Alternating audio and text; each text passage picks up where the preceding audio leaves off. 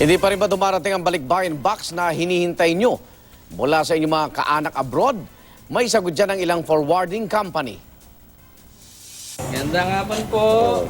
Ganda nga po. Ay, salamat dumating sa birthday ko yan.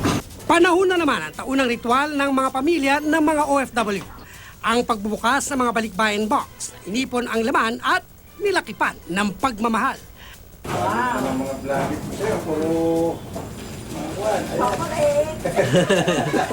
Kasunod ng pagbubukas sa balikbayan box, ang pagsiselfie para ipakita sa mga nagpadala, kasabay ng pasasalamat.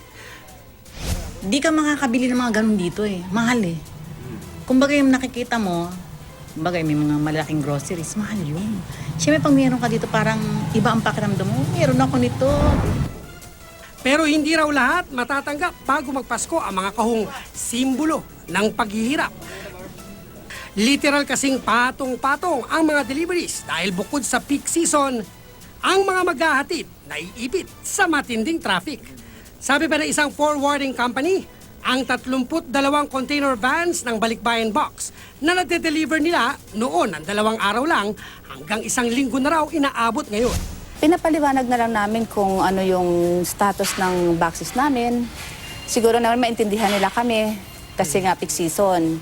So first in, first out. Sabi ng Bureau of Customs, mabilis na raw ang pagproseso nila.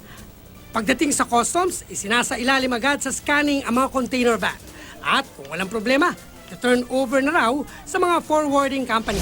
Hindi na dapat buksan ng box unless meron ho talagang high probability na may laman to. Kagaya ho yung mga nahuhuli natin dati, hindi ho natin maikakaila na ginagamit to sa masamang paraan kagaya nung nahuli na guns. Pero kung may makitang problema, dapat muna itong dalhin sa customs warehouse para inspeksyonin.